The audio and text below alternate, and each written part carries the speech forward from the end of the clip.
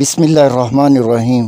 مسلمانوں ہوشیار ہو جاؤ، فرمایا گیا تھا کہ زمانہ آخر میں نت نئی جھوٹی حدیثیں بے باکی سے بیان کرنے والے بہت زیادہ ہو جائیں گے، لہٰذا کسی بھی حدیث پر حوالہ کتب اور حدیث نمبر کے بغیر اعتبار نہ کریں۔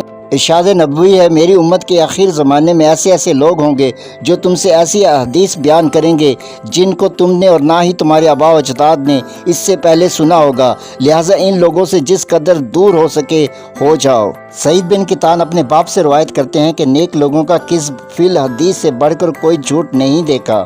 ابن ابی عتاب نے کہا کہ میری ملاقات سعید بن کتان کے بیٹے سے ہوئی، میں نے ان سے اس کے بارے میں پوچھا تو انہوں نے کہا کہ میرے باپ کہتے ہیں کہ ہم نے نیک لوگوں کا جھوٹ حدیث میں کذب سے بڑھ کر کسی بات میں نہیں دیکھا۔ امام مسلم نے اس کی تعویل یوں ذکر کی ہے کہ جھوٹی حدیث ان کی زبان سے نکل جاتی، وہ قصداً جھوٹ نہیں بولتے تھے۔ صحیح مسلم، احادیث نمبر 17 اور 41۔